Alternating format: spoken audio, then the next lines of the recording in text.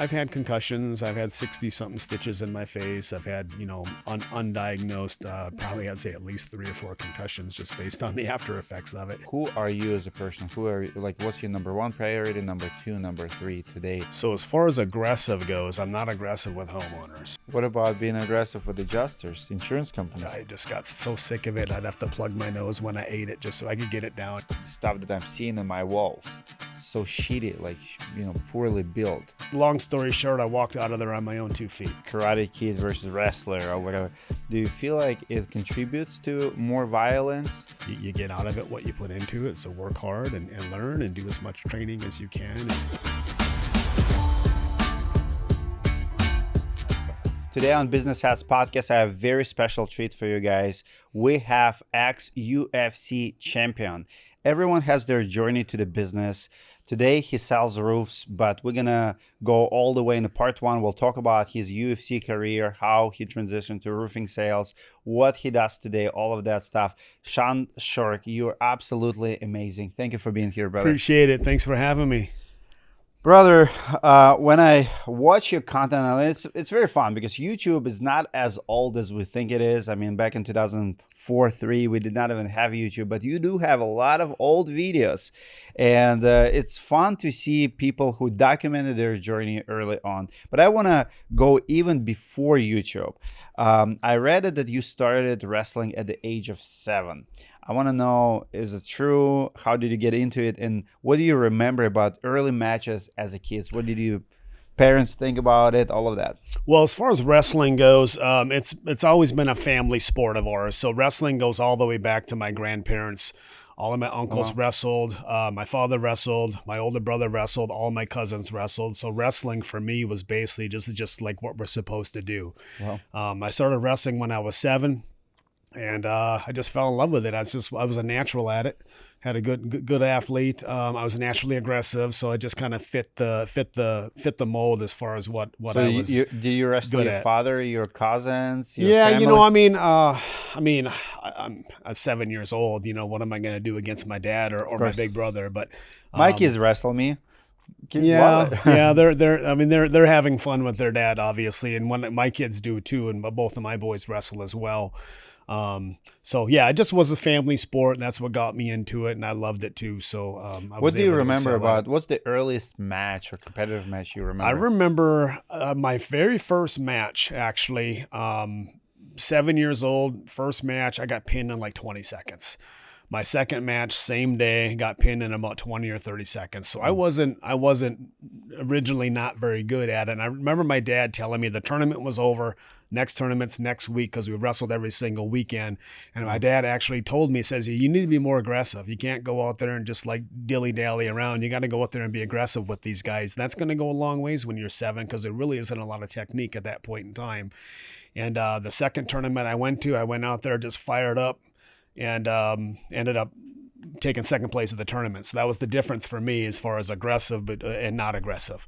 And moving forward as we go through this interview, being aggressive just in life in general has the ability to take you a long ways in life. And I think I learned that lesson really early as a wrestler.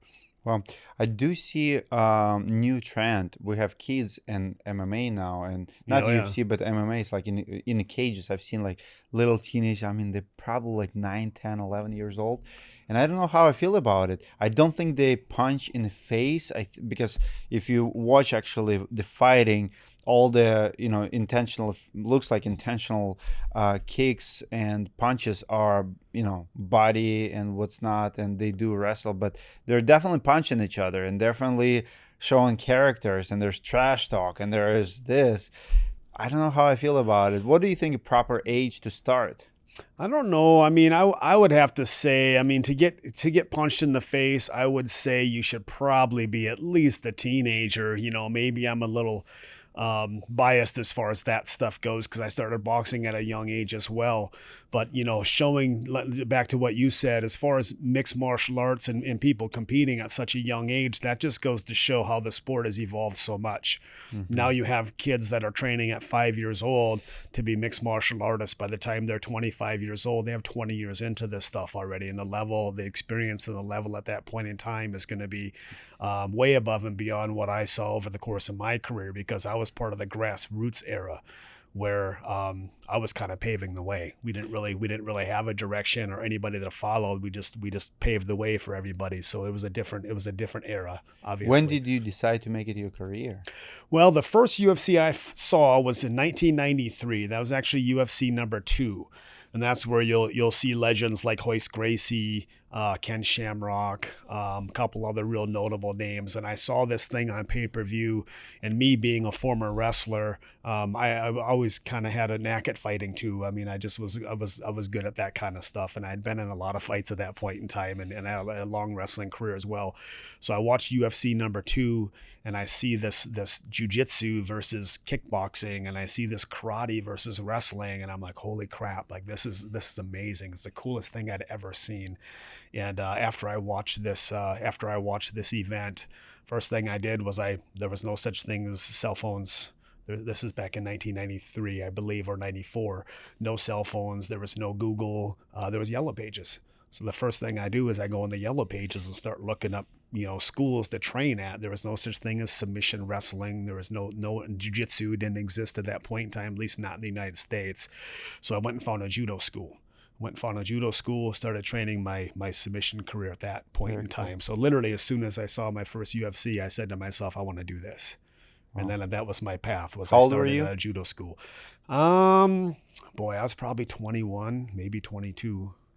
Late by today's terms, but early by old school terms, Philosophical question. Do you feel like, as far as violence in society goes, something like UFC, television, social media now, watching fights, watching people smash each other, like you said, Karate Kid versus wrestler or whatever, do you feel like it contributes to more violence, or opposite? Does it help to have less violence and more controlled?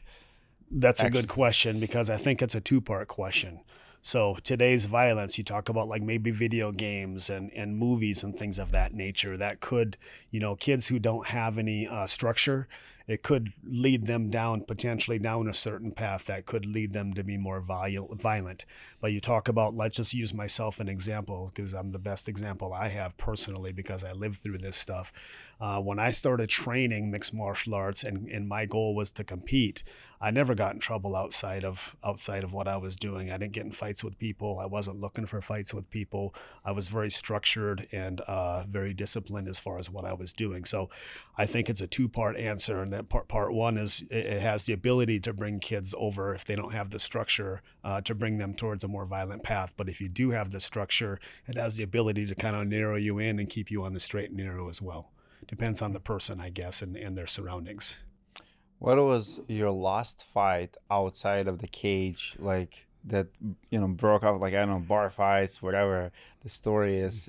Because you probably did fight in real life. Yeah, I didn't, the last one I got into, oh boy. Please tell me it was insurance adjuster. Yeah, no. It was actually at a bar, and I want to say I probably had maybe 14 fights at that point in time. I was already ranked top 10 in the world, fought in the UFC. Actually got in a fight at a bar with a bouncer. Wow. And his big boy, we're talking, his nickname was Tiny, and he's a big fellow, and ended up getting into a fight with him at a bar. He wanted me to leave, and I wasn't ready to go. So I basically took a few of the bouncers to put me up against the wall, and we'll just long story short, I walked out of there on my own 2 feet. So we'll just leave it at that. Love it. Let's talk about your training days. CrossFit was developing early on, 2004, 2005. You were training something very similar. When I watch your videos, caveman training, very similar to CrossFit.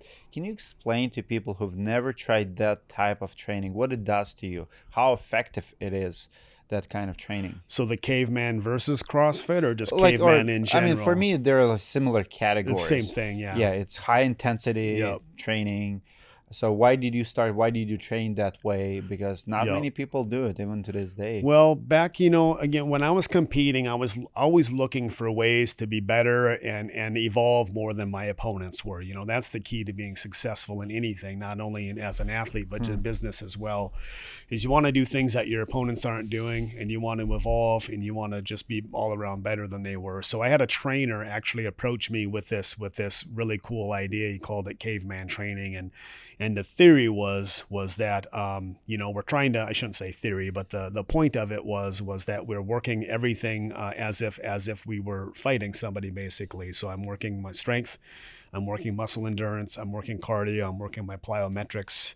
I'm kind of working everything in the same realm, and we try to mimic a fight as much as we could. We'd add not only the throwing rocks around, flipping tires, hitting sledgehammers, but then we'd go wrestle for a couple of minutes and hit pads. So we're kind of trying to mimic as much as we can as far as a fight goes, to burn your body out as best you can.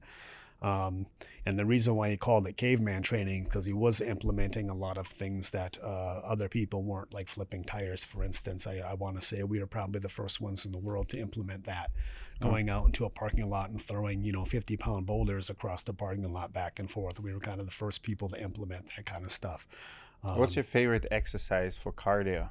Like, what's one of the most effective? Well, my favorite exercise is actually called a UBE machine. So it's an arm bike. It's basically a bike that you use with the arms, and you can go both directions. Where can you find one these days? If you watch one of my videos, you'll see a lot of UBE. So I used to do a lot of UBE machine and incorporate that with plate workouts, like 45-pound plate, lifting them, moving them around, and you do that for 5-10 minutes straight, and it's just a really good cardio and muscular workout. As far as a UBE goes, you could probably just Google it, and I have one at home, and I actually just found it on Craigslist. I think it was like a couple $100, and I've had it for 10 years. So I've got my, I use it a lot, and I have my kids use it a lot too. I'm going to buy me one. They also compete. I love in unique wrestling. Equipment. Yeah. I'm buying one. Yeah, you get one and put it right in your office here, and it's a good piece of machine. Love it. You had amazing physique over the years. You've been featured in magazines and stuff. Talk to me about your diet those days. Well, again, as far as that stuff goes, I want to be better than everybody else. And that's the one thing that I always had control over, was what I eat. So as far as diet goes, no stones unturned. I just tried to eat the best, healthiest foods I could eat. I did a lot of experimenting as far as different types of foods, what they do to my body, how my body reacts to it. What didn't work for you from experiments? Oh, man.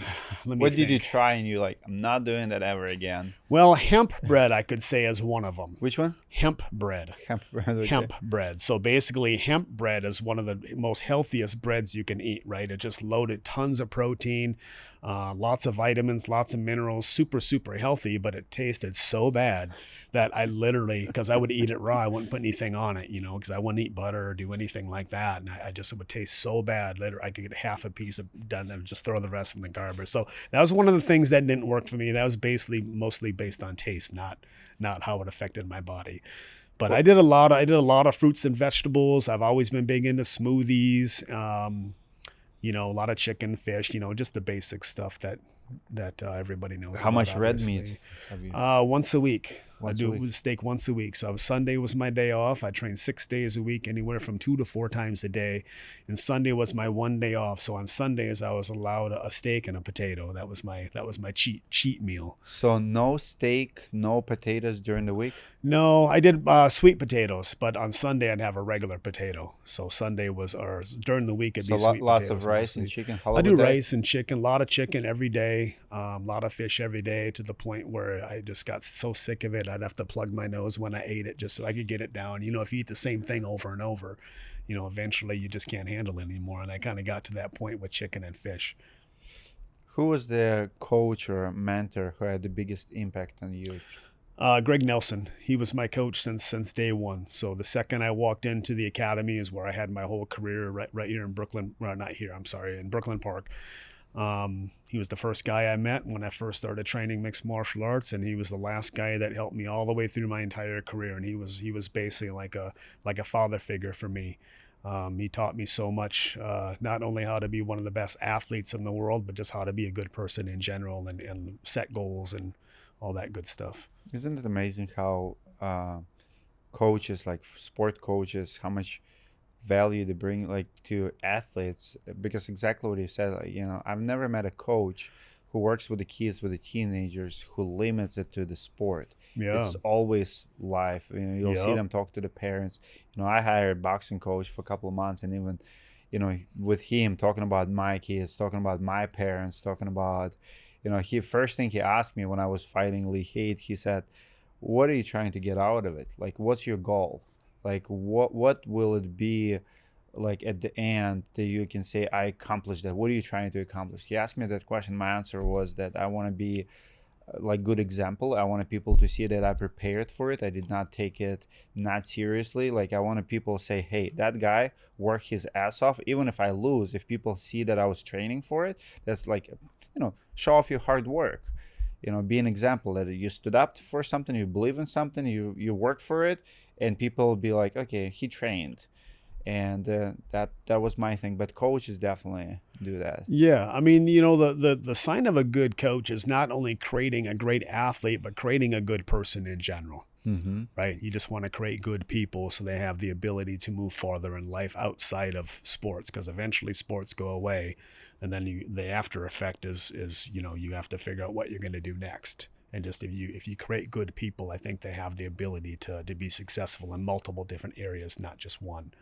You mentioned that not only in fighting, but he taught you a lot of other things. What have you learned during your training that implies to the rest of your life?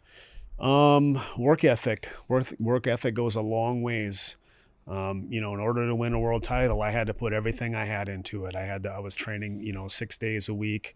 I was training, 2 to 4 times a day. Not only that, but the diet, the rehab, constantly keeping your body in the How best long are physical sections? and mental. 4 a day. How long are each session? It varies, so like, let's just say pads. When I'm doing pads, that'd be about 30 minutes. When I'm grappling, that'd be 45 minutes. My caveman training would be anywhere from 20 to 25 minutes. So a lot of variables. Every workout's different. Drill sessions would be, probably an hour.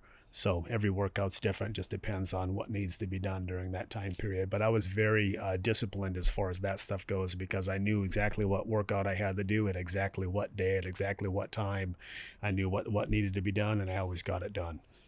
How did you stay motivated and disciplined? Because that reminds me, like, I'm at CrossFit, and I watched a lot of interviews of champions of CrossFit, Rich Froning, Matt Fraser, and the same thing, identical. They talk about food, like you eat for fuel, and Oh they yeah. hate it. They'll come in and it becomes hard work when you have to eat. Like, I eat like that now, Yeah. like where you look at the rice and chicken, you have to But you don't devour want it, it. but you don't want it. Like, Yeah. you're not even enjoying it anymore, but you need that energy. Yeah. Because how do you stay motivated? Well, see, I like to think that I created this phrase. I used to always say, eating for performance.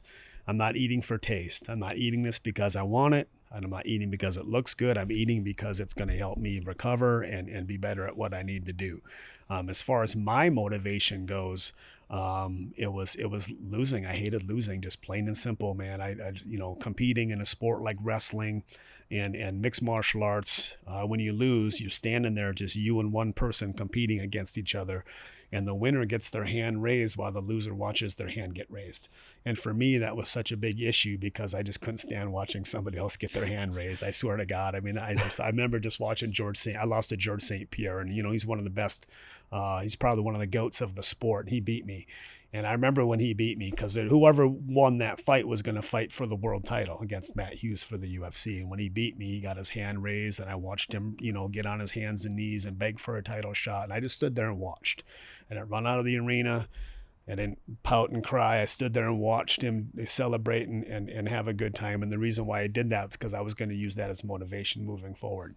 So as far as eating the food that I didn't like and training when I didn't want to train, I always was able to revert back to that and remember that moment, like, hey, I don't ever want to see that again. Wow. So that was my source of motivation, and money might have been a source of motivation too, because obviously you want to win that world title, you want that prestige, and you want to get that big paycheck too. So multiple different. Let's talk about biggest fights, Japanese league. What goes through your mind when you step into octagon? Like, how do you prepare mentally? You mentioned during lunchtime that we all know it. We all talk about it. That mental. It's all mental. Yeah. It's not as much physical, but we make it all physical. But how do you prepare mental, and what do you feel in the octagon? So training, when I was preparing for a fight, it was 12 weeks. I do a 12-week training camp. And during that whole training camp, I'm not only training myself, but I'm also watching videos of my opponent, so I know what to expect. I can break his technique down, and my trainers and my training partners are watching him, so they can also help break his technique down for me as well. As far as mentally preparing, I think a lot of it goes back to when I first started wrestling at 7 years old. I had over 300 to 400 amateur wrestling matches growing up. Not only just regular tournaments, but state tournaments, national tournaments. I competed at some big high level events. And I think just over time, you just kind of learn how to mentally prepare yourself. I call it, and I use this phrase with my kids all the time. I call it flicking the switch. Right. So when I'm stepping into the octagon, I'm listening to certain music that kind of helps me flick that switch. So your brain just kind of clicks, and then you're like, okay, it's time to go now. And I think a lot of that comes from just many, many, many years of competing. I don't know if you've ever seen the movie Over the Top, Sylvester Stallone, the arm wrestling movie. Yeah, You remember before he competes, what does he do every time? Yeah. Puts that hat on backwards. Yep. So he's flicking the switch. And I would do the same thing. I would have my triggers. And as I'm getting goosebumps just thinking about it. But as I'm walking into the octagon, I flick that switch. And then when I step in there, it's time to go now. What was your cap moment? My cap moment was music. I had a couple key songs that I would listen to that would really kick. What was your song? Give me one. One of them was called Lunatic Fringe. It's from a movie called Vision Quest. Okay. It's the main song. Vision Quest is a wrestling movie, one of the best movies of all time in my opinion. So that was one of the big ones I would always listen to that helped me flick that switch. Was that song, because it'd bring me back to my childhood and competing and just being hungry and it was fun. So cool. It still happens. Like when I'm driving down the road and one of those specific songs come on, next thing you know, I'm driving down the road and I'm just, my mind starts going and I'm hanging onto my steering wheel and I'm speeding and I'm like, oh crap, I didn't even realize I was doing that. So it still happens even to this day. So cool. I recently read a few books of Tim Grover, Michael Jordan coach. Yeah. And one thing he shares that Michael Jordan have to put brand new shoes every single game. Yeah. Right. And he would not let his assistant, coach, anyone to tie them. Goes back to his childhood. When you grow up poor and you have the feeling you buy new shoes, like it's such a special moment that you have a new shoes and you tie them yourself. It becomes a ritual. And before any games, like Michael Jordan would get a new shoe and he would do it himself. And he said that either Tim Grover or someone else one time before the game, they tied it for himself. And he undid it. And he had to do it again. That's the switch moment. Exactly. Everybody has like this routine that they follow. And once you have this routine, and even if it's not true, if you're in your brain, if you believe it's true, right? So you have this routine that you have to follow. And if something kind of diverts you from that routine, all of a sudden you don't want it. Last thing you want is doubt in your mind. Don't matter what kind of sport you're competing in, the last thing you want to do is be standing there right before you're ready to compete and have doubt. Oh crap, I didn't tie my own shoes. That's the last thing you want. Absolutely. My song was always Eminem, Lose Yourself. Oh, and I know that one, yeah. Yeah, so when I was fighting Lee Heath, I did a Facebook post like, hey guys, I need a walkout song. And there's tons of good songs and stuff.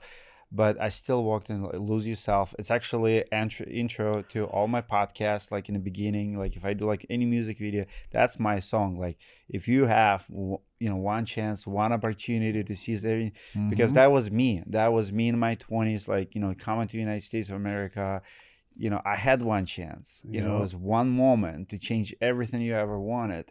And for me, it's like I'm still fighting for the dream, for the chance. Yeah. Every time I hear that song, it gives me goosebumps. It never goes old.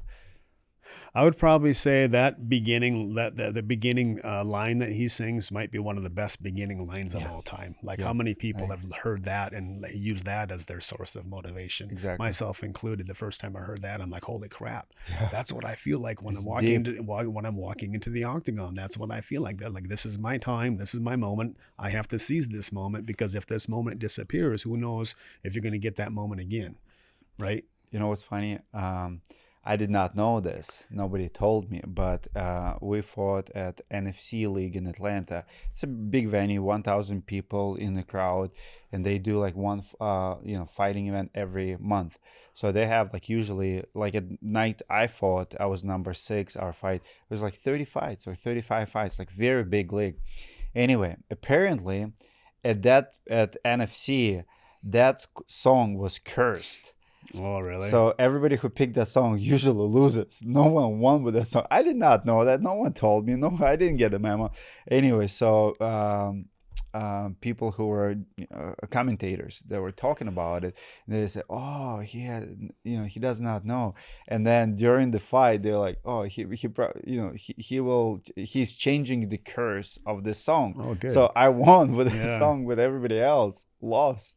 Yeah. So there's a thing. So here's my question to you. Had you known that going into this, would have you changed your song and you would just would have said, you know what, that don't mean anything to me because exactly. Right. Okay. It's actually probably would motivate me even more. Yeah, right. Because you already have so many haters, you already have so many people that you're not gonna do it and mocking you and this and that. It just fuels your fire, if you will. Because what's really motivating is those obstacles. If you don't believe in me, that's freaking fuel to my fire. Right. I'm gonna go. Like, tell me that I cannot do something. Tell me that something is impossible, and you cannot achieve it because you dumb, you Russian, you whatever.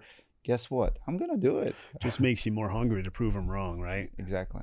Right. Exactly. So very cool. What is like fighting in Japan versus United States? Give me the whole Japan story. So, fighting in Japan back when Pride was the biggest show in the world at one point in time, right? And that's when I fought in Pride. It was the biggest show in the world. UFC really hadn't taken off here in the States yet. It was a big deal, but it wasn't even anywhere near what it is now.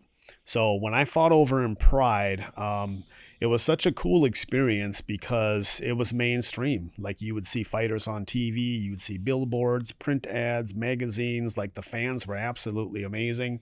Driving down the road in a bus full of fighters, and fans were chasing us down the street, asking us for autographs. I never experienced that here in the States. People would yell at me and call me a loser and tell me to get a real job here, back in those early days. Not now, of course, but so for me, that was probably one of the first things I noticed was just how big it was and how popular it was. And the fans, it was like basically like being an NBA superstar or something here in the States. So, I fought in the Tokyo Dome. There was 30,000 people there, which was amazing. I never fought in front of 30,000 people before. It was televised all over the world. So, I'll give you one funny story. How I got the nickname Muscle Shark is super. That was my next question. You're probably going to ask that, but it's a super funny story because I didn't know I had a nickname. The Japanese fans are the ones that named me Muscle Shark, and I had no clue. So when you're fighting in Japan, the audience, they're students of the sport, so they know what they're watching. They're not loud, they're not yelling, they're not screaming. They're just watching.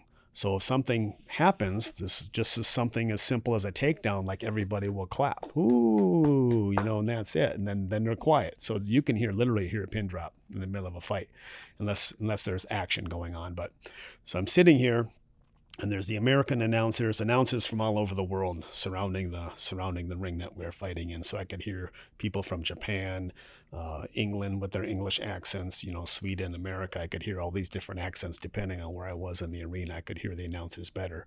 But I just kept catching the American announcers, Boss Rutan, and I don't remember who his partner was that night, but I could hear them talking, and for some reason I was actually listening to them talk as I'm fighting, which is weird because normally I don't do that. So I kept hearing them talking about this Muscle Shark guy.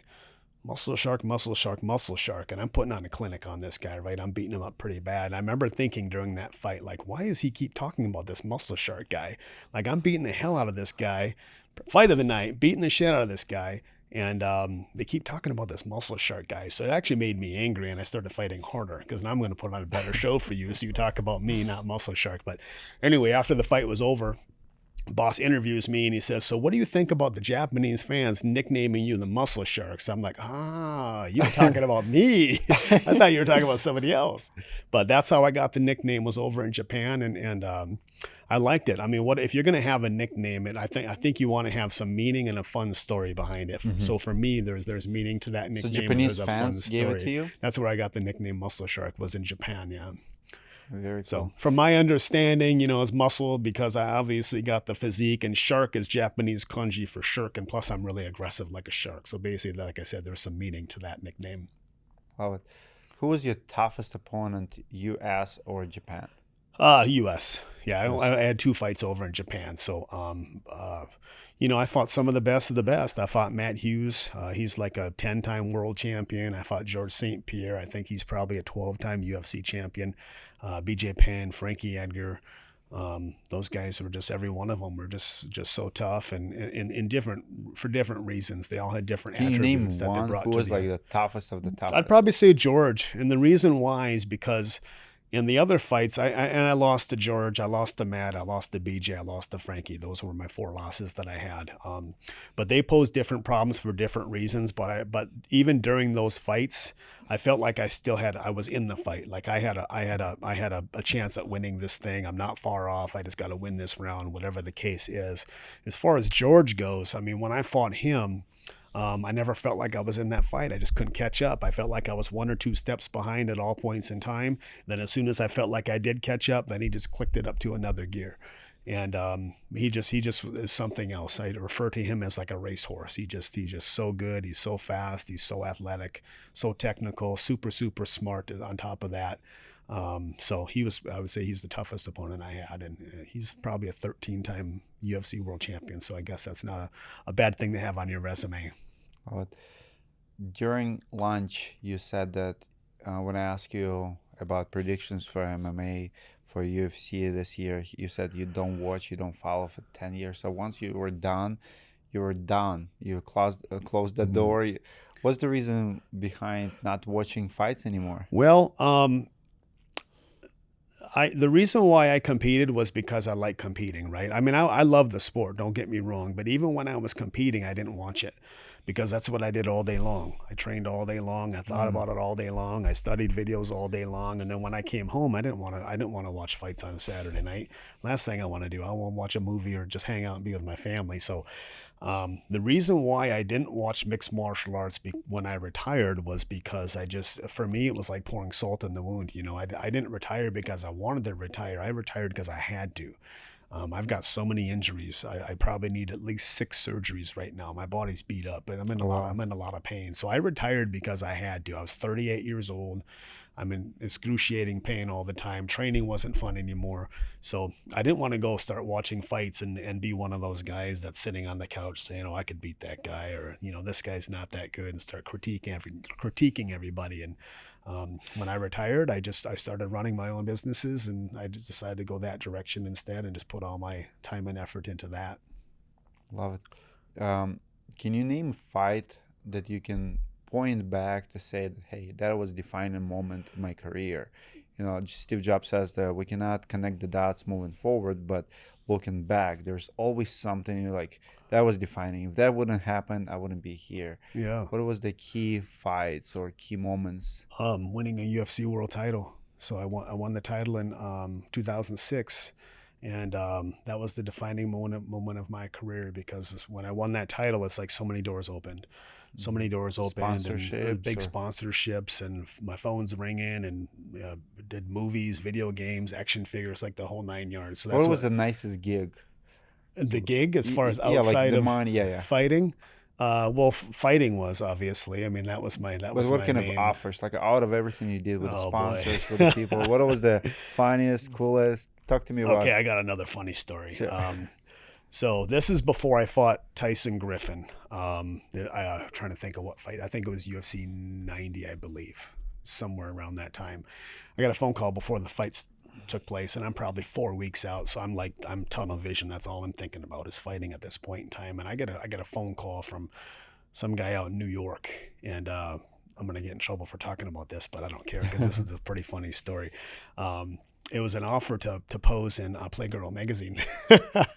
So it was like, it wasn't a full blown, I have a contract. It was basically like, okay, we want to know if you're interested, if this is something. It wasn't Playgirl, I'm sorry. It was a porn magazine for like a gay porn magazine. Sorry. Okay. I said that wrong. So, And I mean, they threw some preliminary numbers around, and we had a long conversation about it. And when I got off the phone, I talked to my wife about it and said, "Is this something you?" It was a lot of money, and she's like, "I'd be okay with it if you are." So basically, I tentatively in my head, I told the guy on the phone, "Look, just let me get this fight over with here, and then we can talk when the fight's over with." And um, it didn't pan out, obviously. So I'm glad it didn't happen. But as far as most lucrative and maybe funny and most odd, that would probably be the one. I But I remember. got a lot of phone calls like that back in the day. Just a lot of things would have movie offers and stuff like that. So it was kind of neat. Answering the phone every day was like, you just don't know what you're going to get. Would you do this? Wow. I remember Klitschko brothers did a photo session for Gay magazine, Mm, both of them. And honestly, I lost respect to both of them after that, and yeah. they got a lot of hate. And I usually, I don't, I still think they're both like great fighters, all of that. But that's the only thing I remember, like on a big scale, right? Like now, the Klitschko associates with that photo session out of everything they did, because it was a lot of criticism. And if you see the images, right, like it just like why, just why, like that's not Yeah. your identity. Your two brothers, And it's it's just not like like they needed the money anyway, right? Because they were exactly. already hundreds and hundreds of millions of dollars, right? So, Exactly. So there's an art to say no, and not yeah. most people in the success world, like they say no to a lot of gigs. I mean, like think about like Tom Brady and his connection to the crypto guy, right? Like he's still being roasted for endorsing the crypto. Like, you take money from the wrong people, that's the stamp on you for the rest of your life. That essentially you're associated with that scam or something shady or whatever. Like, It only takes one spec to ruin your reputation, and in true. my case, that would have ruined my reputation. The UFC probably wouldn't have let me do it anyway because I was under contract. I would have Oh had to wow, get it approved with them, good but they point. probably wouldn't have let it happen anyway. But just the fact that it was an actual potential offer, I think, is kind of funny Yeah, for no, me I anyway. agree. I agree. How did it feel to win that title? It was amazing. Yeah, I mean, it was How long top did of you the world. celebrate? Well, I mean, as far what do you mean by celebrate? For me, I didn't drink or anything, and so for me, as far as celebrating means just eating food. So I remember for me, it was like backstage. Earn your I was lunch. like on cloud nine. I told you about my diet earlier. I was Yeah. real serious with my diet. I was like spot on. There was no such Now you thing can as eat cookies or cakes. anything like that. So I remember being backstage after I won the title. And there was a tray of cookies that went by. I don't know where it was going, but it wasn't meant to be for me. And when I'm looking at this tray of Hijack it. cookies, and one of my trainers just grabs a handful of them off the tray as it's walking by, and he hands it to me. So that was my celebration. Was that cookies, and then my celebration meal after every fight was pizza and Mountain Dew. So I always had pizza waiting for me in the room and a 2 liter bottle of Mountain Wow. Dew. So but I hadn't drank a pop for so long. I'm not a big pop drinker anyway, but I'd go months and months and months without any kind of soda when I'm training. So So imagine no what a sugar in your diet at no, all? imagine what a 2 liter Mountain Dew does to a guy who hasn't had any caffeine or sugar for 3 months. Wow. I'd be up until 5 o'clock in the morning, like I just drank two pots of coffee, basically. So, but that was my celebration. I didn't go out partying and drinking. I just wanted to eat some food that tasted good. I have one question that's actually from my team. They wrote it. They wanted to talk about steroids controversy. So to recap it, in 2007, you defended your title against Hermes Franca. Afterwards, you both tested positive for steroids. He apologized, admitted to using a drug, but you contested the decision. The steroids they found in your test naturally produced in the body, and athletes produce more of it. You also argued that there was a contamination. Let's start at the beginning of this. Tell me what's going on through your mind when you found out about your tests. Yeah, I mean, I remember when Armando Garcia was the head commissioner of California at that time, and he called me, told me I tested positive for nandrolone, and I didn't know what it was, never heard of it, couldn't even pronounce the word at the time. So he told me I tested positive, and I told them to retest, and they wouldn't retest. They do urine tests is what they do, and urine Mm, tests are known for not being accurate to begin with. There's sure. a lot of things that could It's not a blood, yeah. there's a lot of things that you could have false positives as far as urine goes. So, yeah, I mean that's how it came about. I got a phone call maybe about a week after the fight. I was told I tested positive, and that's how it came about. So you were suspended for 12 months, but you fought for it. Like, Well, I went to court, so I had to go to court. I didn't have to go to court, but I wanted to contest it. Obviously, I hired a lawyer. So during the course of that process, we had all of my supplements tested. I went in for a blood test, which is way more accurate, and it stays in your system a lot longer than Did you do it right after? Yeah, it was like a week or two. As soon as I found out I tested positive for nandrolone, I went and got a test, like probably within 2 weeks after the fight, I think. So it was real recent. And that was negative. It was negative, yep. So I had a couple polygraph examinations, 2 of them actually. Wow. So I went way above and beyond to show that I hadn't taken anything. But, did you win the case in court? Well, they weren't willing to overturn. So they didn't overturn it. But what they did was they reduced my sentence from 12 months to 6 months. So that was their way of basically saying, okay, we don't, in my opinion, okay, we don't think you did it. We're not going to overturn, because I would have sued the shit out of them, to be honest with you. They were going to get sued. They weren't going to overturn it, but they reduced it to the point where I could fight again. And then I remember calling Dana White afterwards and talking to him about it. And I'm like, I want to sue these guys. That's what I told him. And Dana says to me, he goes, you know, the thing is, Shoshana, he goes, you don't win against the state. He says, you can try to sue them all you want to, but you're not going to win. He goes, how about this? He goes, I'm going to schedule a fight with you and BJ Penn right away. And you can start training for another fight. So basically, that was the route I took. I decided not to. So that's why you went to Japan? No, I fought BJ at the MGM Grand in Vegas. I see. So I went to Japan before I won the UFC world title. I see. So you know, part of the thing with the athletic commission was it was actually documented on paper that there was contamination in the machine before they even tested my sample. They actually had a document, because they got to go through every time the machine is used and then show that it's been cleaned and show that the test results 0 before the next test is done. And it was actually documented on paper that my machine that they used wasn't clean. Wow. So either way, I mean, it is what it is. It was a long time ago. Media was not as big as it is today. Today we have social media, all of that. But even back then, like, what did media got wrong? Because you got negative publicity because of it. I got a lot of negative publicity. Yeah, I mean, nobody would touch me as far as sponsorships go. I mean, I was considered one of the best athletes in the world with one of the best physiques in the world, and I couldn't get nutrition sponsors. Wow. I got booze. I got hate mail, death threats. Like, I had people threaten death threats. Yeah, showed me pictures of knives, and this is what's going to happen if I see you. And it's like, it's so stupid. It's just crazy. But social media. And how did it affect you? Did it get into your head? It pissed me off, if I'm going to be honest with you. Oh yeah, it made me mad. So I let that get to me.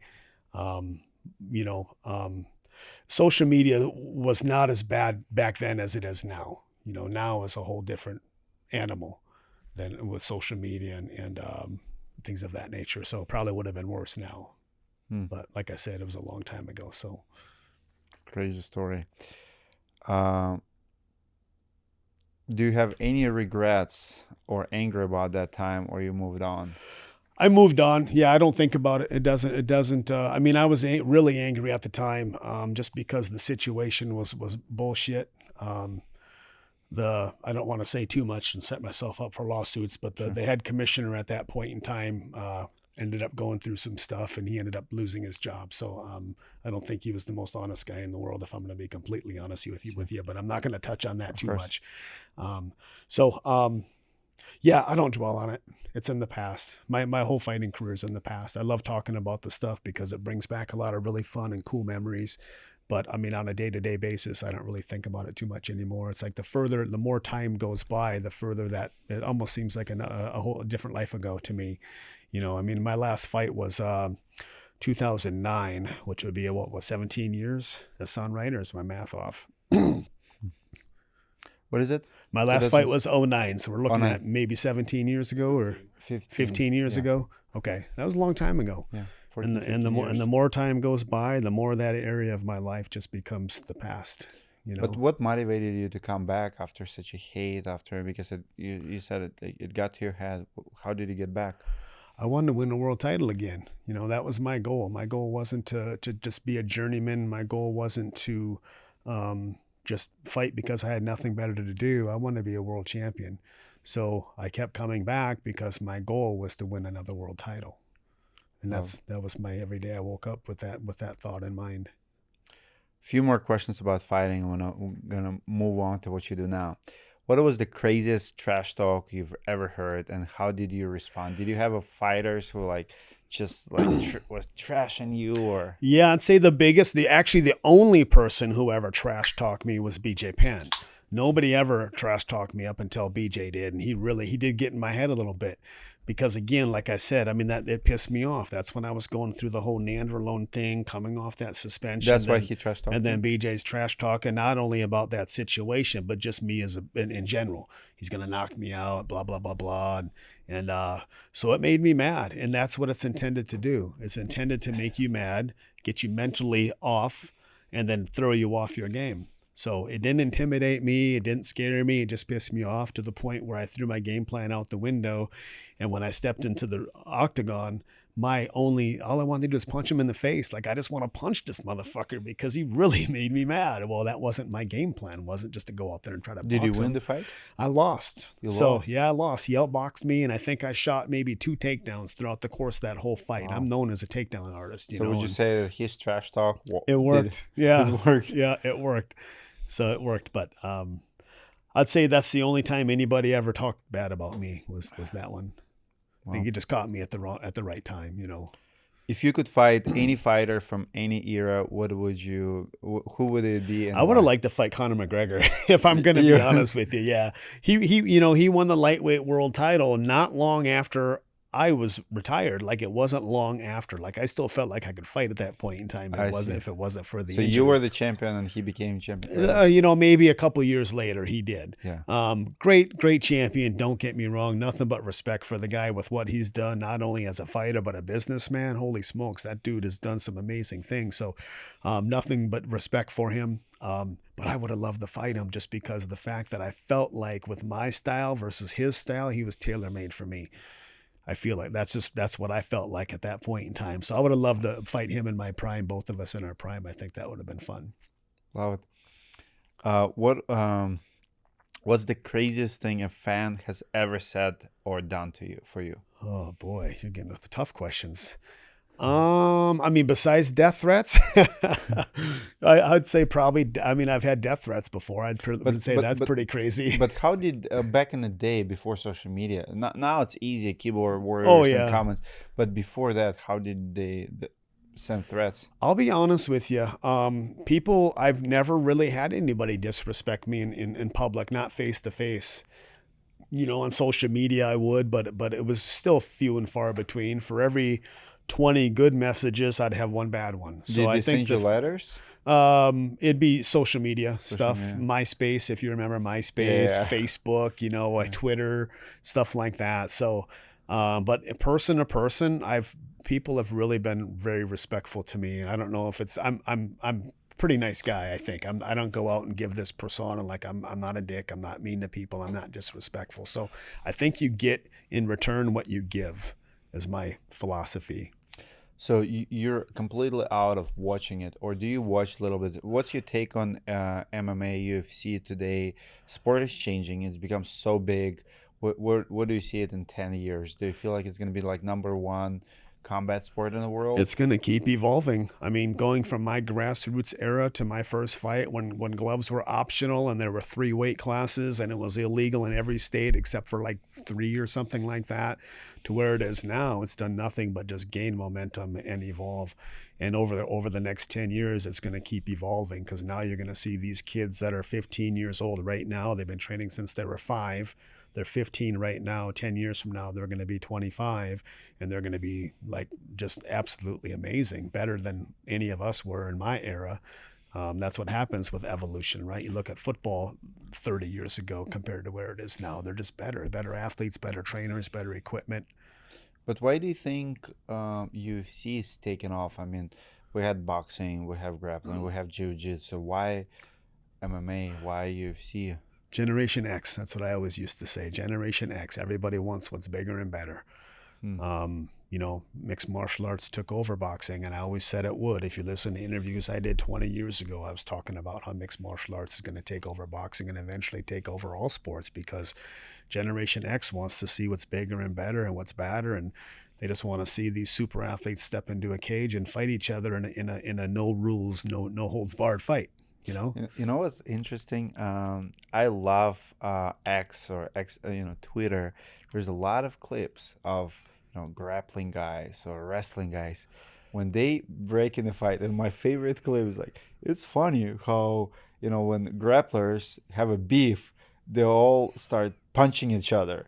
It's like I Oh, that's wonder, true. yeah, like Yeah. why is that? Or like jiu-jitsu or whatever. So the moment some fight breaks, there's no rules anymore. Now we're punching. So all right, if wrestling is so good or if grappling is so good, why are we using everything else? I've heard the same thing, and I can't agree more. It's like you get these two world-class wrestlers who have a beef with each other on the mat, and their first instinct is to punch each other in the face. It's just primal. It's a primal. That's what Dana White used to say all the time. Fighting is a primal instinct. It's something we're born with. We don't need to be taught to naturally want to fight. We're born with this primal instinct, and maybe that's why mixed martial arts is so popular. It's part of our primal instincts. I feel like if we as a society keep going down this rabbit hole, before we know it, give it another 50 years, and we're gonna have gladiators back, because in Rome they used to watch people like kill each other. Imagine if we have like weapons. If you choose the hammer and I choose like I don't know something to swing, I mean people will watch it. Yeah. If government lets them, they will watch it. I mean we watch people punch each other in the face.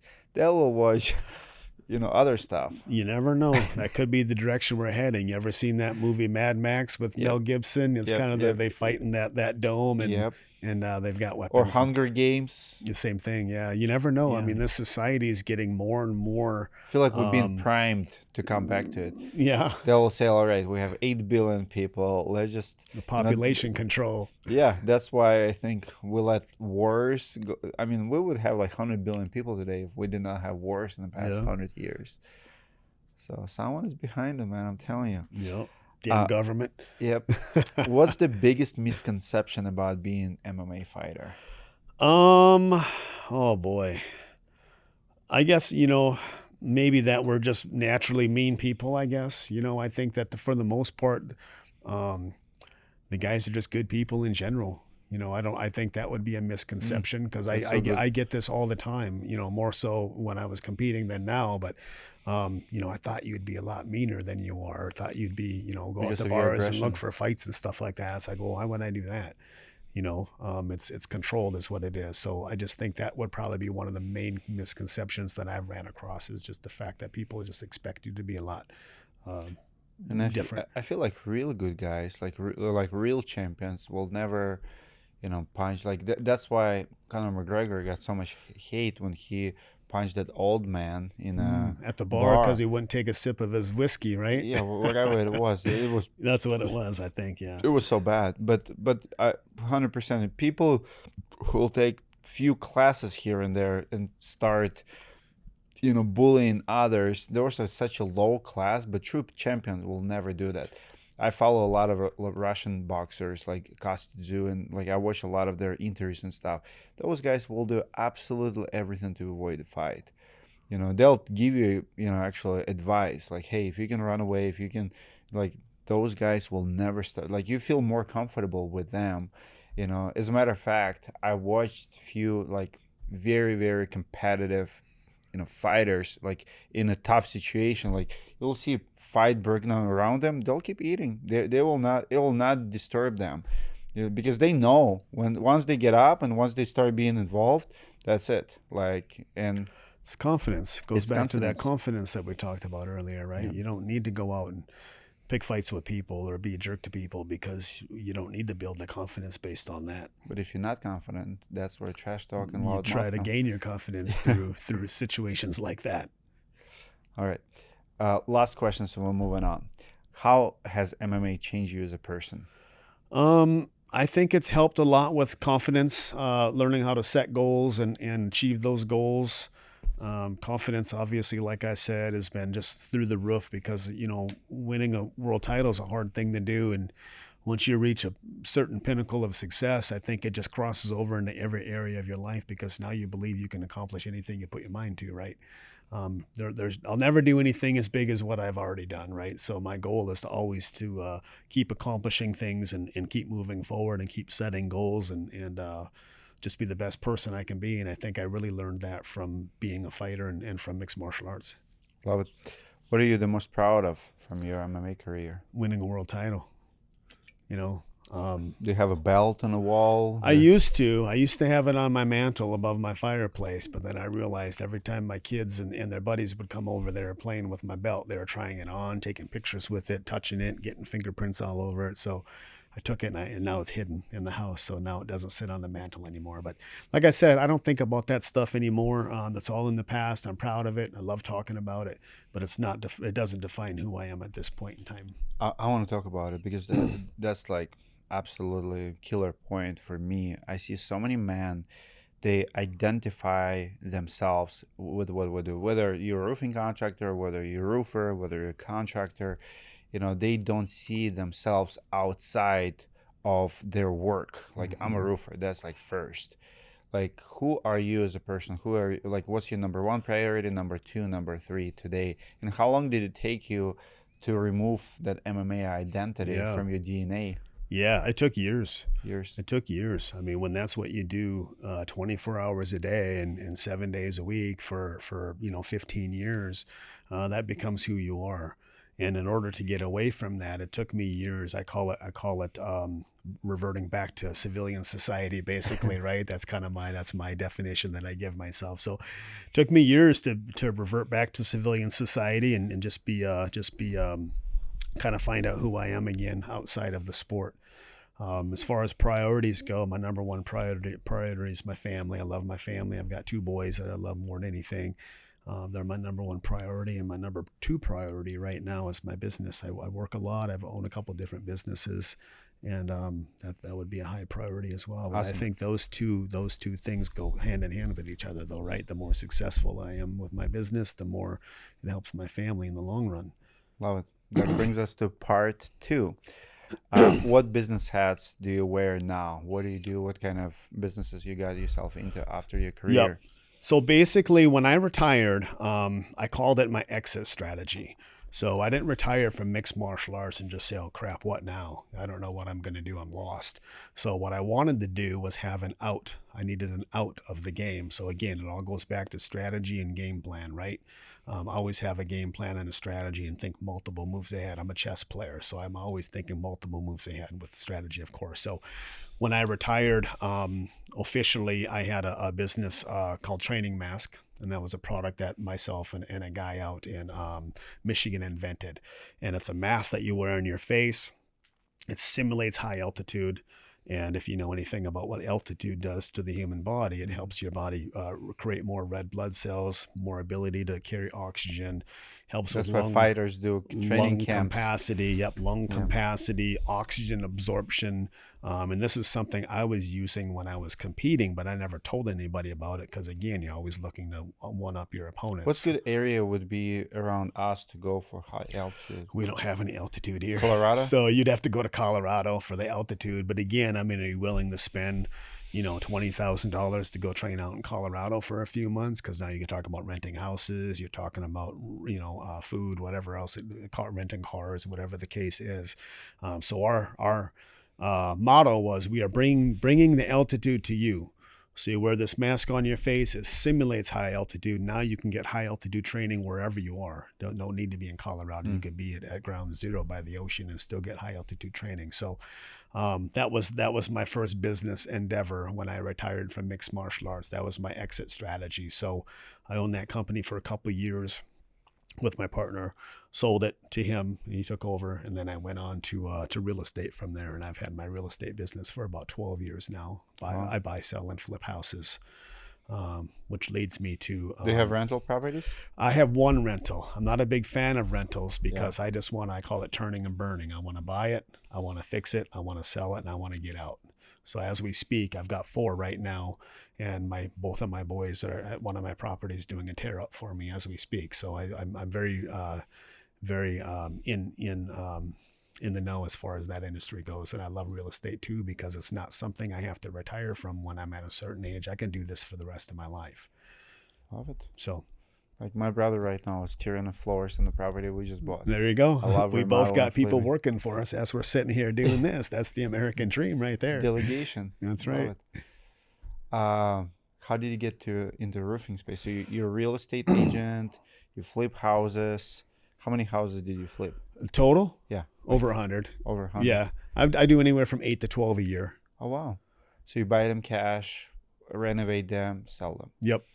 Love it. Who taught you this? Like, how did you learn all of this? Well, it was something I was always interested in. So nobody really sat down and taught this to me. But again, as I retired from mixed martial arts, I need that exit strategy. And this was part of my exit strategy, not only training mask, but real estate. So I just happen to have a really good buddy of mine who's been flipping houses for many, many years. He's probably done 1,000 of them. And so when I retired, I reached out to him. I said, hey, I want to get into this industry. Can you help me? And he said, yeah, he can help me. So he kind of took me under his wing, showed me everything he knows. I had a contractor at that point in time who showed me everything he knew, and then he would flip the houses for me. But my goal was basically, I want to do this myself. So I'd show up at the job, I'd follow everybody around, I'd watch what they're doing. Okay, why are you replacing this? And okay, what does this do? And how much does this cost? And I just kind of learned by being around. And then it was the 6th house I bought, first year I was doing this. The 6th house I bought, I decided just to do everything myself, and I've been doing all the work myself since then. So cool. I mean, it's so interesting, like about muscle memory and your habits. Like my first business was flooring. So for a couple of years, I installed tons of floors. I remodeled a lot of bathrooms. I worked for general contractors. For 10 years, I was doing a lot of stuff. I worked for installation company, for cabinet company, all of it. So, and then for the past 10 years, I'm running a roofing business, and I sold it almost 4 years ago. So for years, I did not do anything. So I buy this house, and needs floors, needs painting, needs everything, right? And I did not do any physical labor. My son, actually, my 13-year-old son said, Dad, how come you never do physical labor? Like, I always delegate. Like, if I buy something from IKEA, Nikita, come here, assemble this. Like, I don't have 2 hours of my day to assemble a shelf. I have a 13-year-old son. I'll pay you $20, assemble this grill, assemble this, whatever. So my kids make fun of me that I don't do anything. I cut grass, I do stuff anyway. So I hire people. But I'm doing this house, and I'm on a budget, but also on a time crunch. So I come in, like yesterday, I installed rubber floors. It took me like 2 hours. So I went to Tractor Supply, like 3x4, 3/4 inch sheets. You cut it with a knife. I've done it at my house. So I know the plan. I've done it before. So I have 2 guys, this guy, actually, video guy, help us. I'm like, hey guys, let's get everything out of here. It's 24 by 24 garage. So we get in, the rubber, they were like heavy, 2 guys, you drag it. My brother, like next to me, he's 27, taller than me. I look at him, he's sweating, red face. And then we're towards the end. I mean, it's like hour and a half, 2 hours, but I knew where we start. I know how to stagger them. I know how to cut them. There's little, anyway, so we're done. And he's like, this gotta be, he tells me, this gotta be a world record. How do you install floor? And for me, I'm not even trying to be fast. For me, it's like, if I work, I work. I know what I need to do. I know how long it takes. Flooring was always my sport. Tile, always my sport. Like I work in the kitchen. I'm like, all right, if I start at 7 by 6, the job should be done. I don't take smoke breaks. I don't take lunch breaks. Like everything is efficient, right? Every time I come outside, I better bring something with me. If I go in, I better like, that's funny. Time management, basic time management. But for people who've never worked and for me, it's like all the muscle memories comes back because I've done it. But people around me, my brother does not know it. He came from Russia like a year ago. He's like, who are you? Like, how do we do this? Like, what the heck? Yeah. Why so fast? Like, if you give a task to a random guy, hey, do this, they'll drag it for 2 days. Yeah. What do we do like an hour and a half? Well, they're also getting paid by the hour, so there's a difference. We get paid by the job; they get paid by the hour. And for me, there's no. If I can do it in an hour or 2, like I'm not gonna drag it in 6 hours. Like I'm in and out. I know what I need. I know, like I'm already like 5 projects ahead of me. Yep. So, but it's so much fun to see, like your fruit of labor. Like before and after, and Just love it. Yeah, definitely. So I mean, that's really rewarding. 8 houses per month per year. 8 to 12. 8 to Probably 12. roughly, yeah. So pretty much every month, nonstop. Your kids helping you now? Yeah, I've got one of my boys and his buddy that are doing some tarot. It's my other son. He's working for a landscape company. He was doing tarots for me all summer. Actually, I've had these kids on job sites with me since they were like 4. Wow.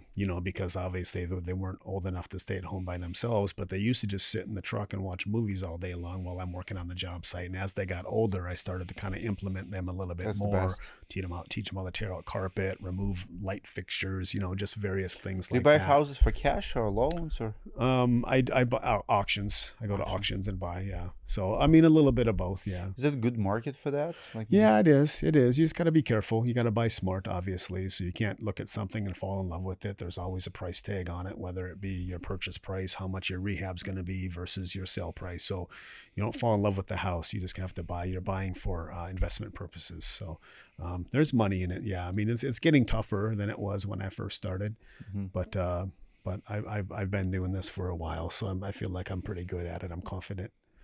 love it. How did you get in a roofing space?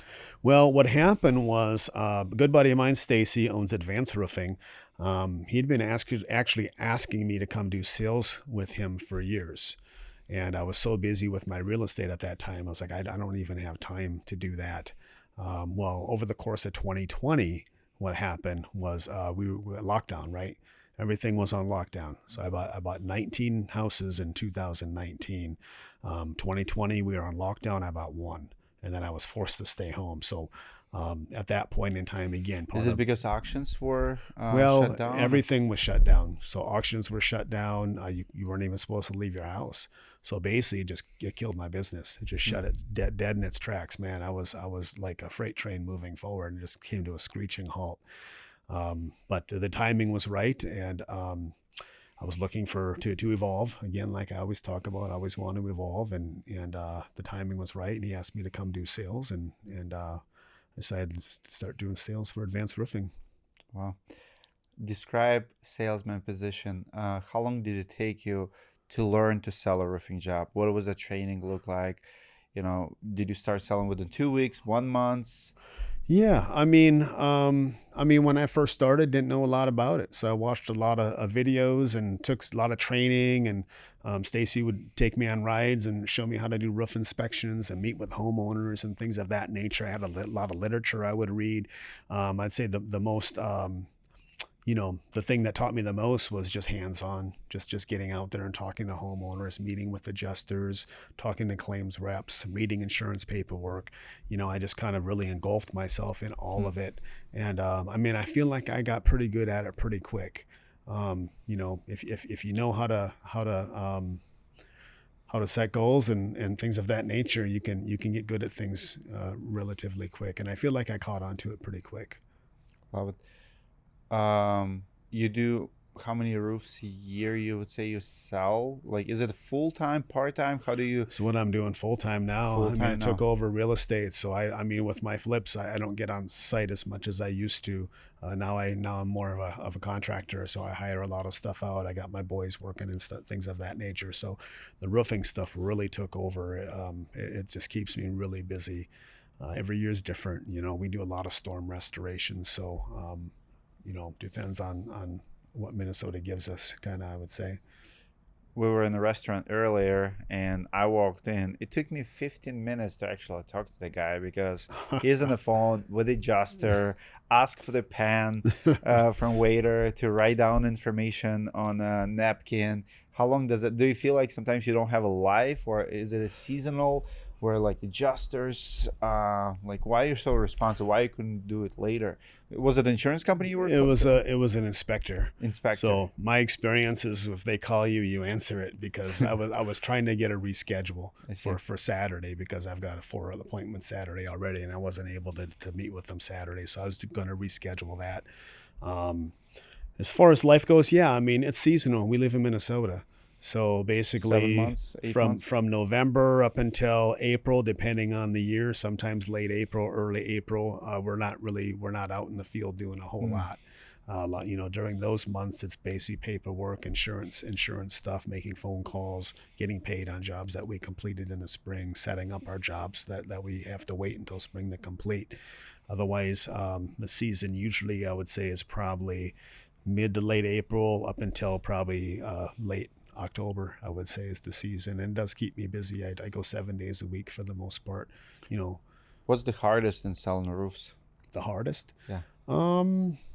I mean, I'd say probably, you got to meet with homeowners. I'd probably say that's probably one of the more difficult parts because you're basically selling yourself to the homeowner, right?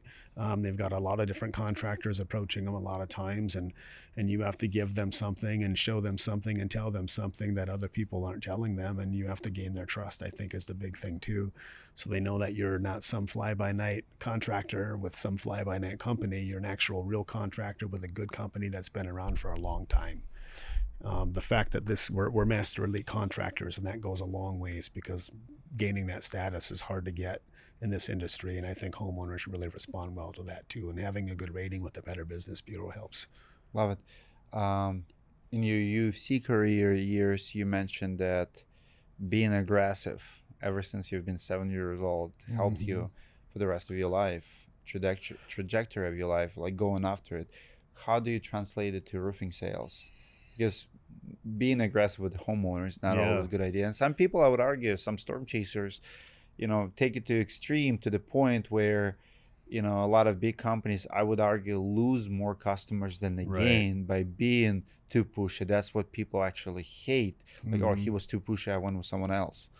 So as far as aggressive goes, I'm not aggressive with homeowners. You don't feel aggressive. I don't want to be a pushy salesman. I've been on car lots before looking to buy vehicles where that sales guy is in my face the whole time, and I'm like, I'm not interested. So I don't want to be one of those guys. As far as homeowners go, I just try to be as informative as I can. Give them all the information that they need, give them a good thorough inspection, show them pictures, tell them why this is damage and what could potentially happen because of this damage.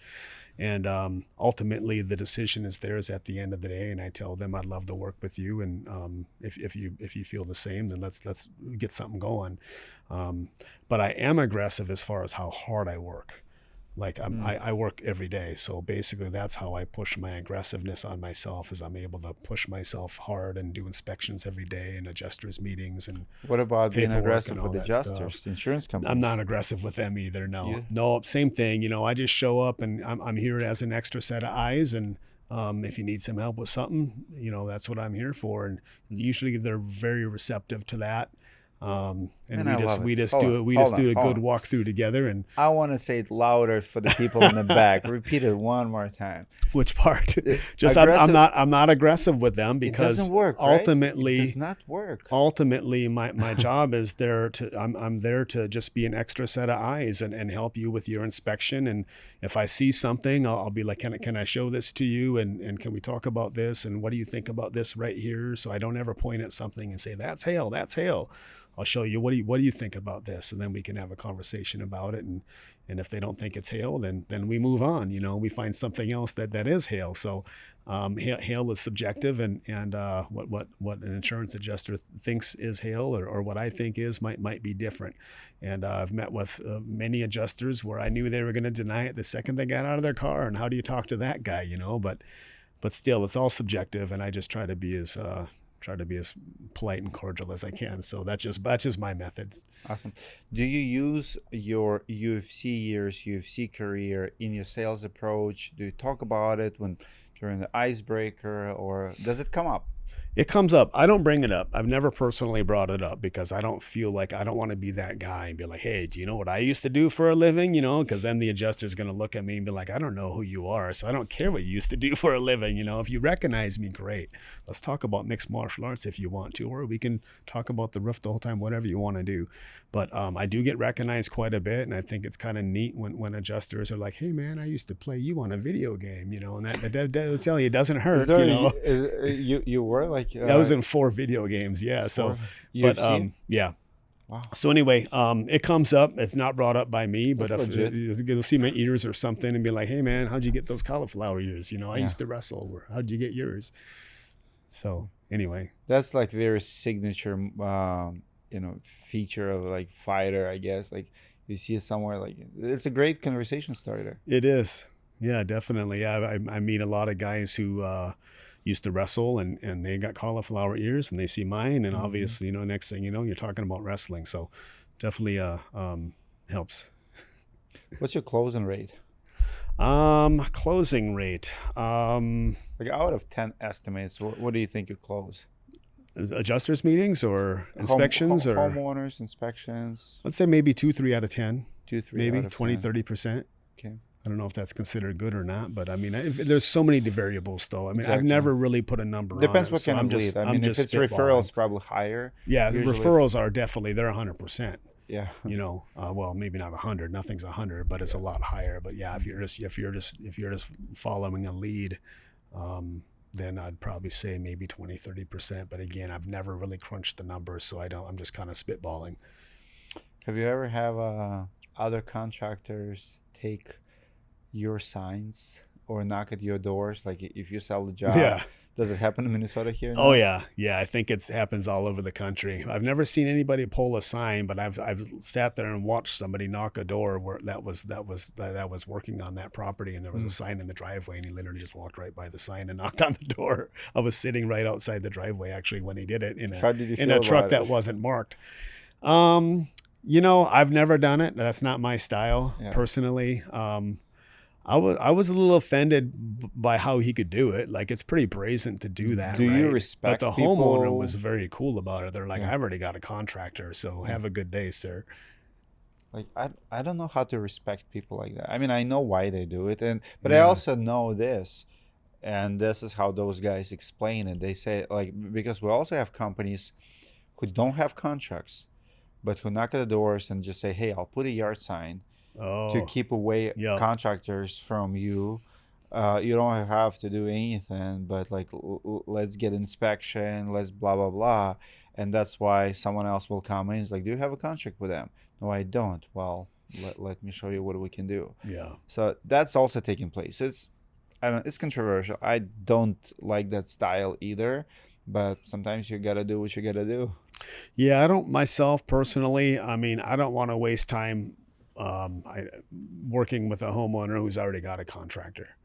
I don't feel like it's a good thing to try to steal a job from another contractor, and my time is valuable. So if you already have a contractor that you're working with, if you're happy with that contractor, I don't want to waste my time working on something that somebody's already working on, and I could go somewhere else and get a job that nobody's working on it. Does that make sense? Yeah. So I ask my audience to ask you a question. Let me go to the comments really quick and see if we have any questions here. I think it might be cool. So I published a video. It's pretty much Sean the Muscle Shark highlight. So we have 9 comments here. Let's see. So Nate Schwippy asking, how often do adjusters deny your claims?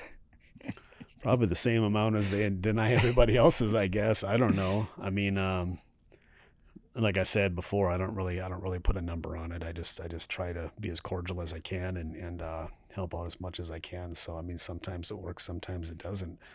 I don't ever bring up the fact of what I used to do for a living. Actually, I got another funny story. If you got a few extra minutes here, I defended my world title against a guy named Hermes Franca, right, Brazilian guy. Defended my world title. He was a UFC guy, and I actually did an adjusters meeting with a guy named Hermes Franca, same name as the guy that I fought for a world title. Different human being, obviously. What a story! So it was kind of funny because when I got up on the roof with the guy, I'm not losing this. The guy told me, he says, "I know who you are. Like I'm a fan of yours," and he goes, "I train too." And I said, "Are you aware that I fought a guy named Hermes Franca for a world title?" He says, "Yeah." He goes, "People used to tell me that I have the same name as him all the time." And I just thought that was a funny story because next thing you know, we're talking about wrestling and Hermes Franca caught me with a big knee, almost knocked me out. And so that got brought up, and it just was kind of a funny story. Did you get that job? I did, yeah. Yeah. Of course. Yeah, he was a good guy, but there was legitimate damage on the roof though. Of course. Christopher Hughes asking, I like this guy back in the day. Please ask him how and how often he's able to leverage his popularity as a fighter to roofing sales. Same answer. Same. You know, I don't use it to my advantage, but if it comes up, it doesn't hurt. Joe Debias asking, how's the transition from fighting people to fighting insurance? Do you feel like you're fighting insurance? It depends on the insurance company. Yeah, I mean, some insurance companies are a little more tight-gripped. But I mean, the good thing is now is all I got to do is climb ladders and show damage on houses, and that sure beats getting punched in the face. You know. People are funny. Yeah. Steven Snyder says, I remember him. That's cool. He sells roofs now. Eric Park asking, how did he get in the roofing? You already answered it. David Moran says, I like to see him with a State Farm adjuster. Oh, nice. Yeah, I just met with one the other day. I meet with those more often than any other insurance company. They're pretty popular here in Minnesota. Yeah. How do they rank? Like, are they on the worst side, on the best side as far as denials, approvals? I think it really depends. I mean, there's a lot of variables. Yeah, we meet with a lot of State Farm reps. I work well with a lot of those guys, so I think it just depends on the individual and the property and the situation. So there's a lot of variables. I don't really know how to answer that one other than that. Christopher Knight is asking why he couldn't take Frankie down. Seriously, I thought he would win easily. So here's what maybe he doesn't remember about Frankie. Frankie's a 3-time Division I All-American wrestler.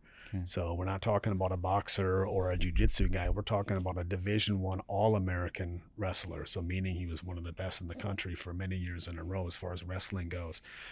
So he's not easy to take down. Part two was that his footwork was just so amazing. Like he just was moving in, out, circle. So he was never at any point in time a standing target. And as a fighter, the more stagnant you are, the less you're moving, the easier it would have been for me to take you down. And he was never standing in one spot. He was always moving. I referred to him as the running man at the time because he just moved so much and he moved so fast. And he was actually the first guy I ever fought that was faster than me.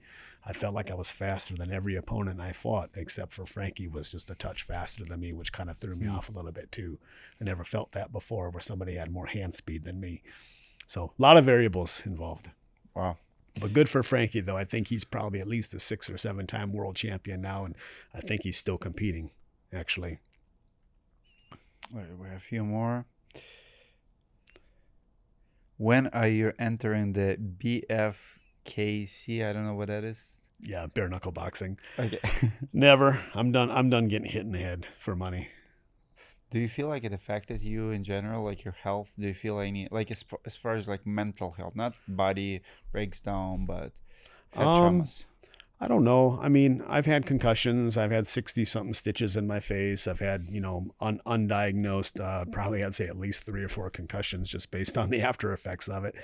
I don't know if it has. I mean, I still feel like I talk just fine. My memory is just as good as I need it to be. And I feel like it's probably taken a toll, but it hasn't taken a toll to the point where it affects me in everyday life. Very cool. Austin Taylor's asking, would you suplex an all-stake adjuster off a roof for denying legitimate damage? Oh my gosh. Or would your roundhouse kick be more appropriate?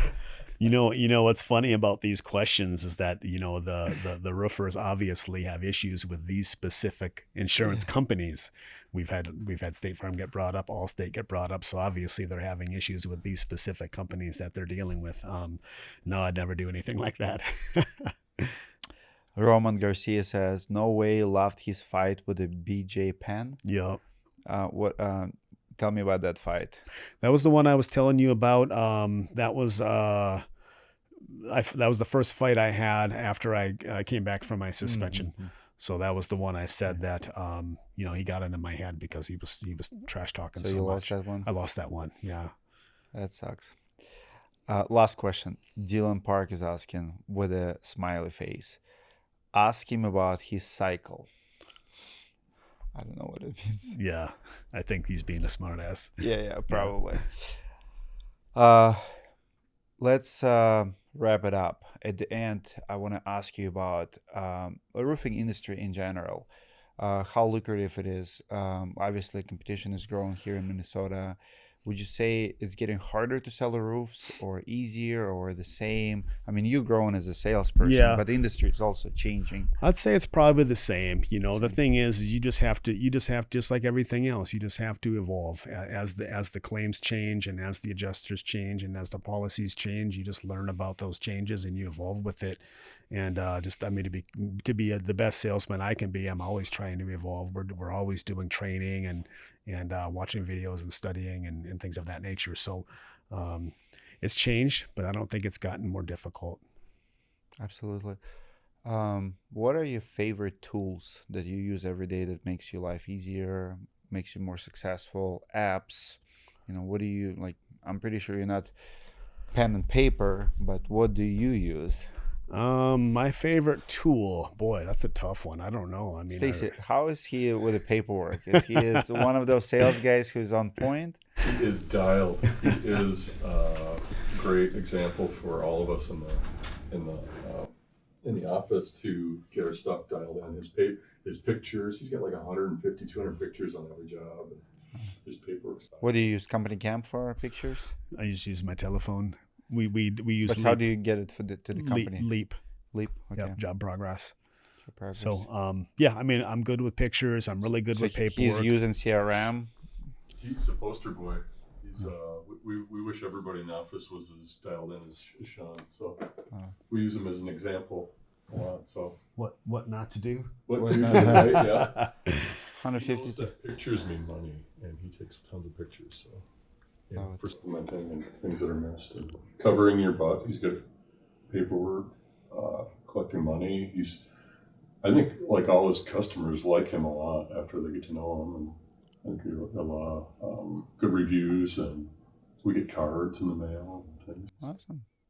Yep, even got some posters delivered to the office for fans to get signed, which I thought was kind of neat. Really? That's happened a few times now, right? Yeah, people find out who I'm working for, and they'll send like an 8x10, and they'll want me to sign it and send it back. So Very cool. that's kind of cool, right?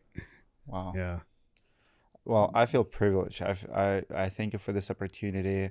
I love this industry. I love people from different walks. I know Stacy, we met a few times. I really respect and appreciate good roofing companies in my own city, because we do have, con artists. We have a lot of scammers. We have a lot of, like, what people think about scam or bad contractor is not what I think it really is. Like, for me, bad contractor is not someone who like steal money like outright. It became more sophisticated. It's companies who will come in, run for 2 years. Like, you have a level where people will take $5,000-$10,000, steal $5,000-$10,000 deposits, 2-3 jobs and be gone. But then you have companies who will come in, do 25 million a year, change their name, file bankruptcy, and will leave hundreds of people hanging, and no one's talking about them, because it's hard to prosecute,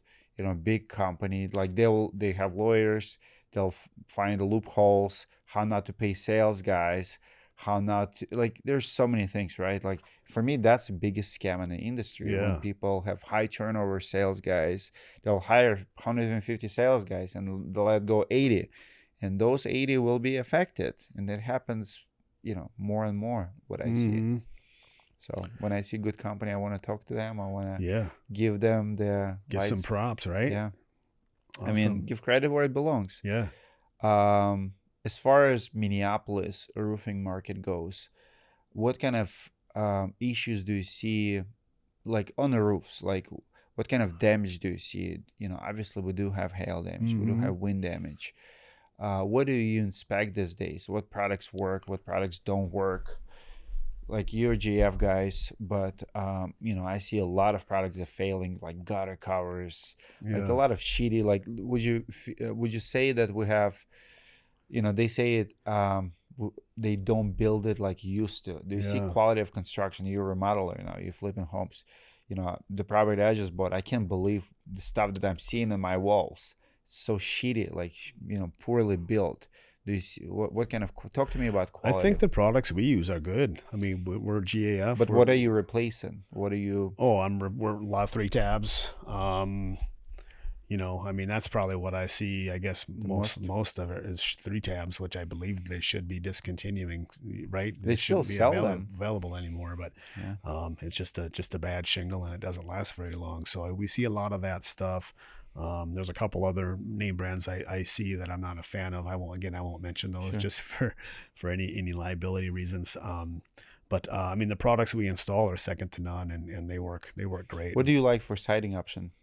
What do we typically want to use? Is it also Coventry or? Yep. So that's for vinyl. Yep, we do vinyl. There's a big shortage now with the CertainTeed products. Yep. Okay. Yeah. Smart side, if people want to upgrade, usually. Okay. LP smart side. Do you do a lot of gutters? Not too much. We'll do some gutters, but you know, we don't do a whole lot of them. What about insulation? And no insulation, no. So No. you don't do a lot of like insulation upgrades, ceiling insulation, spray foam. Just curious if you do. Some roofers do it, some don't. I don't think it's something we really run into a whole lot. So I haven't seen a lot of insulation. just storm restoration. Yeah, insurance claims. roofing and siding. We do a lot of insurance stuff and we do residential, commercial. Yeah, so. Love it. Lastly, give advice to the sales rep who can, or someone who's considering to take sales job at a roofing company. You know, comes with completely different background. Yeah. Maybe looking for a full-time job. Just describe it and give advice, like what they can expect, and what advice would you give them? I personally have really enjoyed it because for me, it was about not only trying to find a new source of income, but learning something new as well. And I've enjoyed it because I think it's just made me a better person in general. It's made me better at talking to people because you have to be so interactive with multiple different people.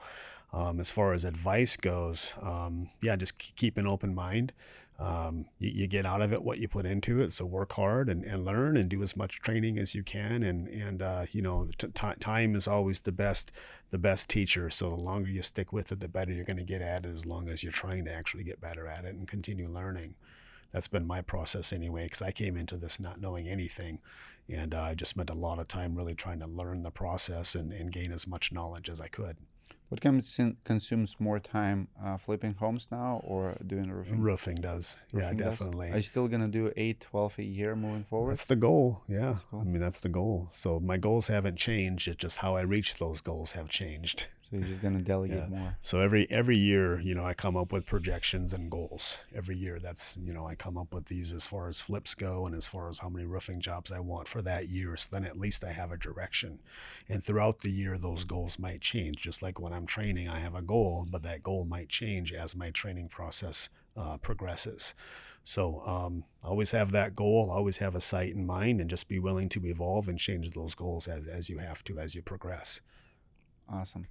Well, it was nice getting to know you. Guys, comment below what you think about this episode, what you like, what you didn't like. I'm pretty sure you got a lot of value of it. Comment below, like this for Sean, and I'll see you guys on the next episode. Thanks, man. Appreciate it. Good to meet you. So good. Yeah.